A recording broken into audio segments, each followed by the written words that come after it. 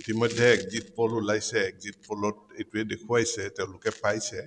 যে নিৰংকুশ সংখ্যাগৰিষ্ঠতা NDA লাভ কৰিব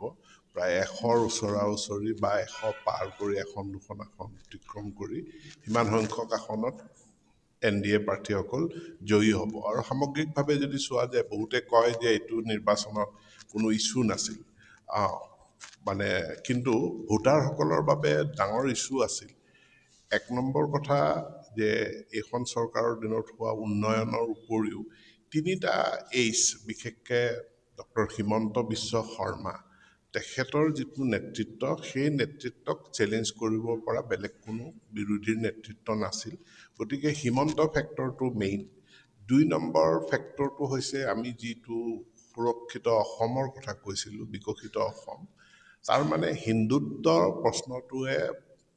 ভোটাৰসকলৰ মাজত বহুত ডাঙৰ প্ৰভাৱ পেলাইছে তো 2 নম্বৰ ফেক্টৰটো হ'ল হিন্দুত্ব আৰু 3 নম্বৰটো হ'ল হিতাধিকাৰী কোনো এখন ঘৰ এখন চৰকাৰৰ পৰা পোনপটীয়াকৈ তেওঁলোক বঞ্চিত হৈছে বা চৰকাৰখনৰ পৰা একো পোৱা নাই এনেকুৱা এখনো ঘৰ নোলাব গতিকে এই হিমন্ত হিন্দুত্ব আৰু হিতাধিকাৰী ইয়াৰ যিটো কম্বিনেশ্যন এই কম্বিনেশ্যনত নিৰংকুশ সংখ্যাগৰিষ্ঠতা NDA বিজেপি আৰু মিত্ৰ দলসমূহে লাভ কৰিব সেইটো নিশ্চিত আপোনাৰ ফলাফল কেনেকুৱা হ'ব যোৱাবাৰ ইয়াত তিনিগুণীয়া প্ৰতিদ্বন্দ্বিতা হৈছিলে এইবাৰ যদিও কেইবাজনো প্ৰাৰ্থী আছিল কিন্তু প্ৰতিদ্বন্দ্বিতাটো মূলতঃ কংগ্ৰেছ আৰু আমাৰ মাজতে হৈছে গতিকে যোৱাবাৰতকৈ ভাল ব্যৱধানত জয়লাভ কৰিব নিশ্চিতভাৱেই পাৰি জিলাখনৰ বাকী দুটা সমষ্টিও আমি জিকিম অৰ্থাৎ জিলাখনত যি তিনিটা নৱগঠিত CC বৰগাঁও সমষ্টিক লৈও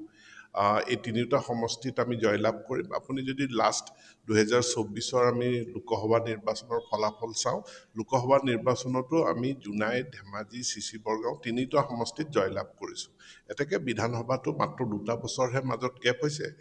বিধানসভাটো আমি তিনিখন আসন জয়লাভ কৰিব পাৰিম সব ভোটাৰটো সকলো চাইলেণ্টেই থাকে কিন্তু ভোটাৰ চাইলেণ্ট থাকিলেও তাৰ বহিৰ্প্ৰকাশটো ঘটে মুখেৰে নকলেও তাৰ বহিৰ্প্ৰকাশটো ঘটে আৰু সেই বহিৰ্প্ৰকাশৰ ফলাফলটো ইতিমধ্যে এক্সিট পলত ওলাই গৈছে আৰু যিটো মানুহে কয় জেনজি নৱপ্ৰজন্ম এতিয়া আমাৰ মুখ্যমন্ত্ৰী হিমন্ত বিশ্ব শৰ্মা য'তেই নাযাওক কিয় মইতো নৱপ্ৰজন্মৰ ল'ৰা ছোৱালীবিলাকে আটাইতকৈ বেছি দৌৰি তেখেতৰ ওচৰলৈ আহে তেখেতৰ লগত ফটো উঠিব বিচাৰে আমি বিদ্যালয় মহাবিদ্যালয় য'তেই নাযাওঁ এনেকুৱা পৰিৱেশ অসমত কেতিয়াও নাছিল যে এখন বিদ্যালয় বা মহাবিদ্যালয়ত মুখ্যমন্ত্ৰী গৈছে আৰু গোটেই ছাত্ৰ ছাত্ৰী সকলো আহি উগুৰি খাই পৰে তেখেতক স্পৰ্শ কৰিবৰ কাৰণে গতিকে সেইজন ব্যক্তিৰ জনপ্ৰিয়তা নৱপ্ৰজন্মৰ মাজত আটাইতকৈ বেছি নাই আমি তেনেকুৱা কোনো চব এইটো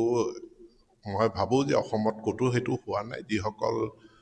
ভাৰতীয় জনতা পাৰ্টি যি নিৰ্দিষ্ট আদৰ্শত বিশ্বাস কৰে ভাৰতীয় জনতা পাৰ্টি আৰু আমাৰ মিত্ৰতাৰ যিটো আমি ধৰ্ম পালন কৰি আহিছোঁ এই ইয়াত